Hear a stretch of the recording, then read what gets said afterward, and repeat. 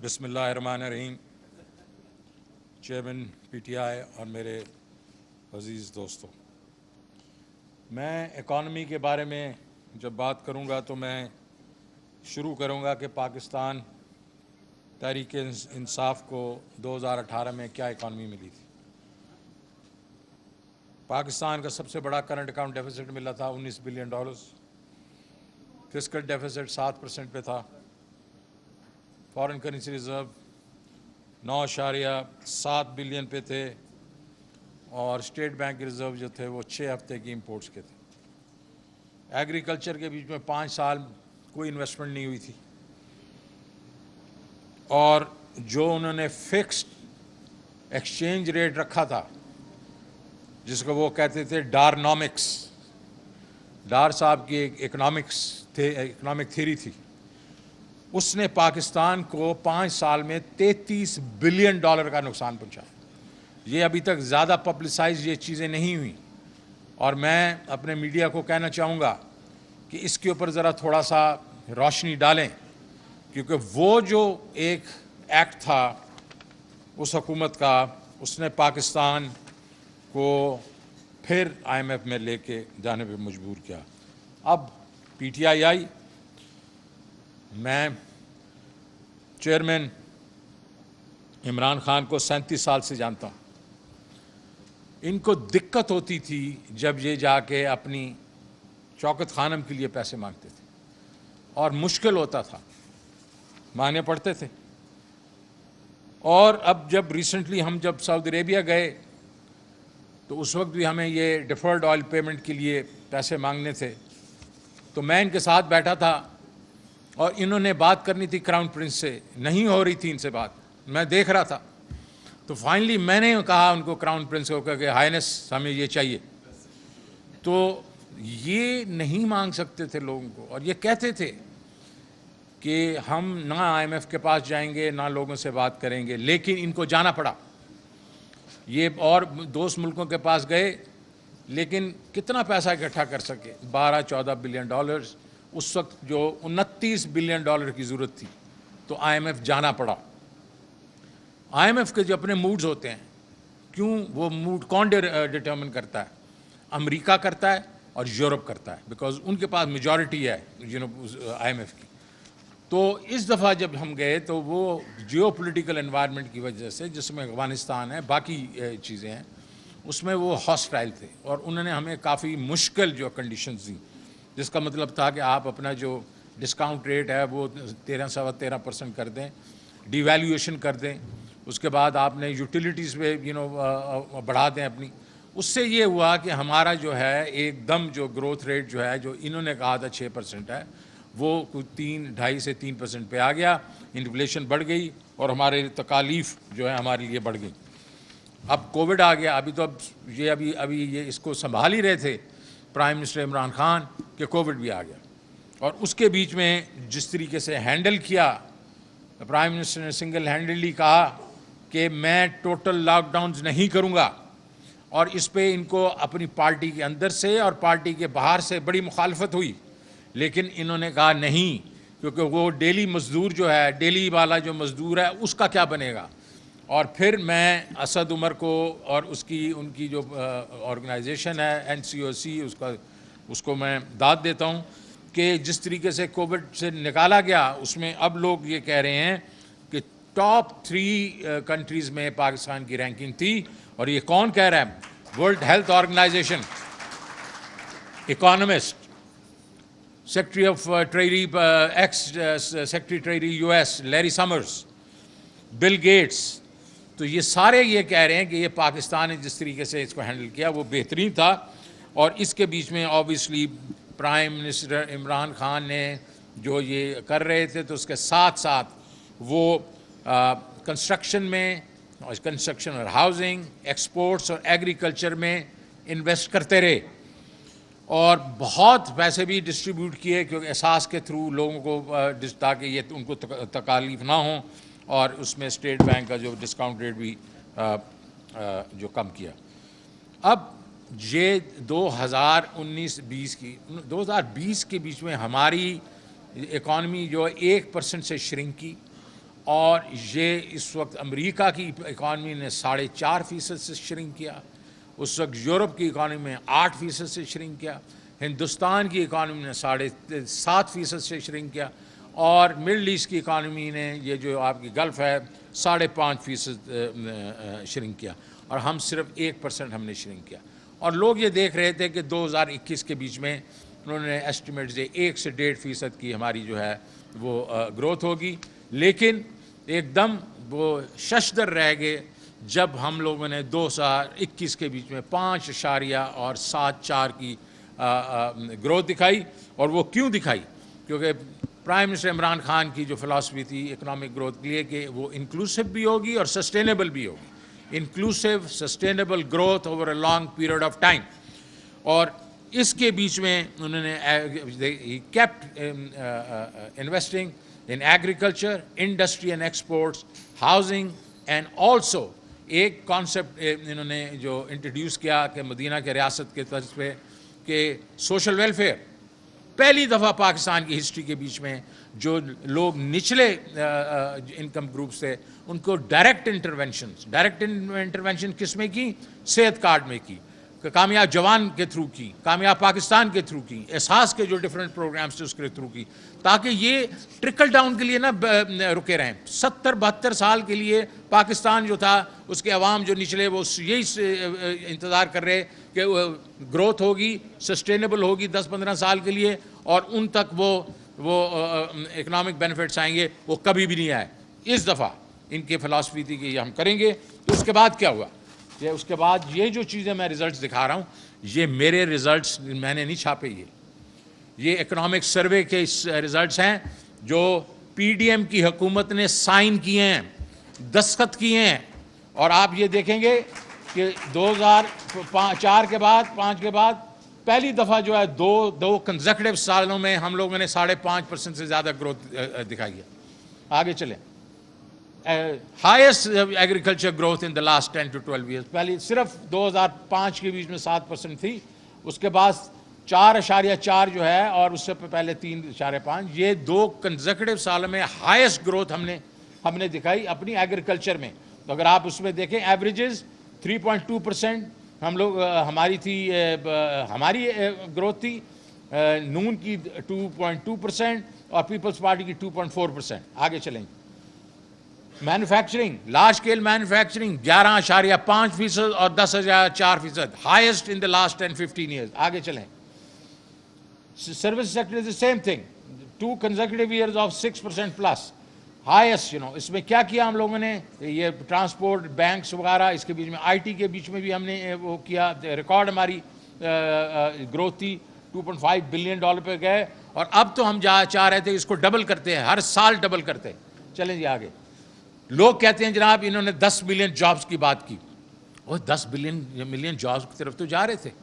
3 سال میں 5.5 million jobs, اور ہر سال اگر 1.84 اگر ملین جاب کریں تو اور ہماری جو ٹریجیکٹری تھی اوپر جا رہی تھی. تو 5 سال میں ہم نے 10 ملین جابز کرنی تھی جو کہ عمران خان نے پرامس کی تھی. آگے چلیں. ریمیٹنسز ریکارڈ 19 بلین پہ ہم نے لیا، اور یہ جو اپنا ابھی 31 بلین اس سال ہم نے کرنی ہے. اور ایکسپورٹس جو یہ صرف 9 مہینے کی ہیں، یہ $32 بلین پہ ہائیسٹ ایور ایکسپورٹس ان پاکستان ہسٹری. چلیں گے. اور ظاہر ہے کہ ڈسپائٹ کہ ہمارا کموڈیٹی کرائسس ہوئے، یہ پرائسز اوپر گئیں، لیکن ہمارا جو اس وقت جو کرنٹ اکاؤنٹ ڈیفیسٹ ہوگا وہ تقریباً $15 بلین ہوگا. 3.8% آف GDP. نون لیگ کا 5.8% آف GDP تھا. اور ریزرو بھی زیادہ ہیں، اور ہمارا جو ہے ظاہر ہے جو ہے ڈیٹ جو ہم نے کانٹریکٹ کیا ہے وہ بھی ان سے کم کیا. جی آگے. اچھا سر، اب آگے چلیں. یہ چیزیں تو ہم نے کر کے دکھا دی، اور انہوں نے اس کی انڈورسمنٹ بھی کر دی پاکستان اکنامک سروے کے تھرو. پولیٹیکل انسرٹنٹی جو ہوتی ہے ہمیشہ اکنامک انسرٹنٹی لے کے آتی ہے، اور یہ مارچ سے شروع ہو گئی جب سے انہوں نے یہ ہمارے خلاف کیمپین شروع کی، کنسپیریسی شروع کی. اور پرائم منسٹر صاحب نے اور میں نے جا کے کہا لوگوں کو کہ آپ پولیٹیکل انسٹیبلٹی اگر آئی تو اکنامک کیوس آئے گا، کیونکہ اس وقت ہم بہت اچھا کر رہے ہیں لیکن یہ اس کو ڈسٹرائے کر دے گا. نہیں مانے، چلو نہ مانو. اب کیا ہوا ان کے آنے سے؟ ڈیسیژن میکنگ نہیں، ڈر رہے ہیں، پرائسز بڑھائیں نہ بڑھائیں. 6 ہفتے لگا دیے، لیکن ساتھ ساتھ ارریسپانسبل اسٹیٹمنٹس بھی دیں، کیونکہ دیکھیں یہ کرنے تو نہیں آئے تھے، یہ کچھ اور کرنے آئے تھے. کہا کہ جناب فسکل ڈیفیسٹ 10% ہو جائے گا، 6.4 ٹریلین. اصل آ گیا پھر وہی، آپ 4.4 کے 4.5 پہ آ گئے، اصل تو وہ ہے. لیکن کہا 6.4. کیا ہوا؟ بینکس ڈر گئے.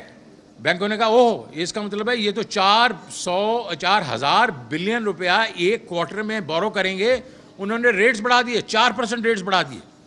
پھر انہوں نے کہا جی یار یہ تو کرنٹ اکاؤنٹ ڈیفیسٹ 22 بلین ہو جائے گا. جب 22 بلین ڈالر کی بات ہوئی تو لوگوں نے کہا یہ تو ڈالر کم ہو جائیں گے. تو ڈالر پہ اپنا روپی پہ پریشر پڑا، اور روپیہ 178 جو ہم چھوڑ کے گئے تھے مارچ میں، اور جب ہم گئے تو 182 تھا، وہ اب 212 پہ ہے. یہ روک ہی نہیں سکے because people don't trust them. اس کے بعد اس سے کیا ہوا؟ ایف ایکس ریٹ گرا، جو آج آپ سنبھل نہیں رہا ان سے. اسٹاک ایکسچینج جو ہے وہ 4,000 پوائنٹ سے گر گئی، اور انٹرسٹ ریٹ میں نے آپ کو بتایا 4% سے بڑھ گئے. ریزرو نیچے گر گئے ہیں. سیویئر لوڈ شیڈنگ، یہ حماد اظہر کے پاس جب وہ پتہ چلتا تھا کہ ذرا سی تھوڑی سی لوڈ شیڈنگ ہے تو یہ ساری شام جا کے اس میں لگے رہتے تھے کہ اس کو ٹھیک کیسے کرنا ہے. اس وقت 7-8 ہزار میگا واٹ کی شارٹیج تو ڈیلی ہے، تو یہ کیسے پیدا ہو گئی؟ اور آئی ایم ایف کے ساتھ انہوں نے جب باتیں شروع کی تو ان کو پتہ چل گیا یہ نان سیریس ہیں، تو انہوں نے کہا اب تو ہم ایسے پیسے نہیں دیں گے، اب تو تم ہماری پہلے بات مانو گے، بجٹ میں ڈالو گے، پھر ہم تمہیں پیسے سوچیں گے. تو 6 ہفتے کے بعد انہوں نے ایک منی بجٹ دے دیا. منی بجٹ کیا تھا؟ 85 روپے لیٹر انہوں نے انکریز کر دی فیول پرائسز، 120 روپے ڈیزل پرائسز. اس سے اور یہ بھی کہا کہ گیس کی پرائسز 45% ہم لوگ انکریز کریں گے جولائی 1 سے. یار یہ ایک سائڈ پہ رکھو نا. 45% کریں گے، اور سونے پہ سہاگا جو کم آمدنی والے ہیں 450% ان کی گیس پرائز وہ جو ہے وہ ٹیرف میں انکریز ہوگا. یہ کہہ رہے ہیں کہ ہم غریبوں کا خیال رکھنے آئے ہیں. اور electricity the same thing, 47% increase اور 75% انکریز لوور سلیب والوں میں. اس سے کیا ہوا؟ آپ کی جو ہے آپ کی سینسٹیو پرائز انڈیکس 28% پہ پہنچ گئی. پچھلے ہفتے 28% تھی، اس ہفتے تو اور بھی اوپر جائے گی. اور اس کا ریپل افیکٹ پرائز انڈیکس 28% پہ پہنچ گئی. پچھلے ہفتے 28% تھی، اس ہفتے تو اور بھی اوپر جائے گی. اور اس کا ریپل افیکٹ جو ہوا باقی چیزوں پہ 40 سے 50% ہر چیز کی جو ہے وہ قیمت بڑھ گئی. اب پھر اس کے بعد انہوں نے 10 جون کو ایک خانہ پوری بجٹ جس کو میں کہتا ہوں وہ دے دیا. خانہ پوری یہ ہے کہ اصل میں تو پروویژنل تھا، وہ تو کوئی بجٹ بن ہی نہیں سکتا تھا جب تک ان کا ایگریمنٹ جو ہے آئی ایم ایف کے ساتھ نہ ہو. اور جو یہ بجٹ تھا اس میں میجر بڑے ہول تھے. پہلے تو کہا کہ یار 6% تو انہوں نے کیا ہے. تو پرائم منسٹر ان کے جو پرائم منسٹر سو کالڈ ہے انہوں نے کہا یار تم بھی 6% دکھا دو. انہوں نے کہا سر 6% تو خدا کا نام مانے نہیں ہو سکتی، چلو 5% کہہ دیتے. ارے 5% کہاں سے ہوگی ان ہائی انٹرسٹ ریٹس کے ساتھ؟ جب آپ کی اتنی بڑی زیادہ انفلیشن ہوگی کیسے ہو سکتی ہے؟ ایک تو وہ نمبر جو ہے ان ریئلسٹک ہے. پھر انہوں نے فسکل ڈیفیسٹ کا نمبر دے دیا، اور فسکل ڈیفیسٹ کا میں نے یہ نمبرز دے دیے آپ کو. آپ ذرا دیکھ لیں کہ 3,800 کا جو فسکل ڈیفیسٹ ہے وہ اصل میں 6,600 کا ہوگا. ایک اتنا بڑا ہول اس میں کریٹ ہوگا، اور وہ اس کی کوئی ایکسپلینیشن نہیں تھی. اب تیسرا بجٹ آ رہا ہے. میں یہ سن رہا ہوں کہ آئی ایم ایف کے ساتھ ایک ان کا معاہدہ ہو رہا ہے جس میں 50 روپے فی لیٹر پیٹرولیم لیوی پھر اور یہ لگائیں گے عوام پہ. یہ ہائیسٹ ہوگی، اور یہ پہلے جو انہوں نے لگائے ہیں 85 روپے اور 120 یہ اس کے اوپر ہوگی. اور اس کے بعد یہ ہے ہم تو کہہ رہے تھے کہ پروگریسو ہم طریقے سے ہینڈل کر رہے تھے ٹیکسز کو. ہم 5 پروگرام سے، اور اس کے بیچ میں ایک جو تھا کہ ہم کہہ رہے تھے جس کے جو ٹیکس دے رہا ہے اس پہ ٹیکس ہم زیادہ نہیں لگائیں گے، ہم براڈنگ کریں گے. 43 ملین ہم ٹیکس پیئر کا ڈیٹا چھوڑ کے آئے ہیں جو نان ٹیکس پیئر ہیں. اور پرائم منسٹر جب تھے عمران خان صاحب، ان کو ہم نے پریزنٹیشن دی تھی، اپریل میں ہم نے وہ کام شروع کر دینا تھا. انہوں نے اس کو ردی کی ٹوکری میں پھینک دیا، بیکاز یہ ان کا یہ پرانا پاکستان ہے، یہ ان کو پروٹیکٹ کرنا چاہ رہے ہیں. اس کے بعد جو ریٹیلر ہے، جو ان کی کانسٹیچوئنسی ہے، اور ہم اس کو پاس مشینز کے تھرو ہم ٹیکس لینا چاہ رہے ہیں، انہوں نے فکس ٹیکس کی طرف چلے گئے ہیں. پرانا پاکستان. سیلریڈ کلاس کی بات کی، 6 لاکھ سے 12 لاکھ تک ہم نے کر دیا، پھر سے مجھے پتہ چل رہا ہے اس پہ یہ ٹیکس لگانے والے ہیں. تو یہ تیسرا بجٹ آئے گا 28-29 کو، اور یہ بلڈوز کریں گے. سینٹ میں بالکل نہیں ڈسکس ہوگا. یہ ان کی پروگریسو جو ہے وہ ایک قسم کی جو لیڈرشپ ہے. اس سے میں دیکھ رہا ہوں کہ 35 سے 40% انفلیشن ہوگی. آپ کی جو انٹرسٹ ریٹس 20 سے 22% سے بھی زیادہ ہو سکتے ہیں، اور جی ڈی پی جو ہے 2 سے 3% سے زیادہ نہیں ہوگی. ان امپلائمنٹ بڑی تیزی سے بڑھے گی، ایکسپورٹس گریں گی، اور یہ جو ہے یہ ہم اکنامک کرائسس کی طرف جا رہے ہیں اور ڈیپ کرائسس کی طرف جا رہے ہیں. تو یہ تو بہت ہی آبویس سی چیز ہے کہ اکانومی اور مہنگائی کو ٹھیک کرنے یہ نہیں آئے تھے. ان کا مقصد کچھ اور تھا، اور ان کا مقصد تھا نیب کے لا کو فکس کرنا، الیکٹورل لاز کو فکس کرنا، اپنے آپ کو فکس کرنا. اب آخری میری سلائیڈ. پرائم منسٹر نے، میں نے ان کو جب کہا کہ آپ پولیٹیکل انسٹیبلٹی نہ کریں، اس سے اکنامک قیاس ہو جائے گا، اکنامک قیاس ہو گیا ہے. مجھے ڈر ہے کہ یہ میلٹ ڈاؤن کی طرف نہ جائے جس طرح سری لنکا گیا، اور اس کے بعد سول انریسٹ ہو سکتا ہے، اس میں ولفل ڈیفالٹ ہو سکتا ہے، اس میں باقی چیزیں ہو سکتی ہیں، آر ڈی اے کے ڈرا ڈاؤن. ابھی بھی وقت ہے، ابھی بھی وقت ہے. میں اس پوڈیم سے کہہ رہا ہوں، it's not too late to call fresh elections and allow the people of Pakistan to decide who will lead this nation through this crisis. Thank you.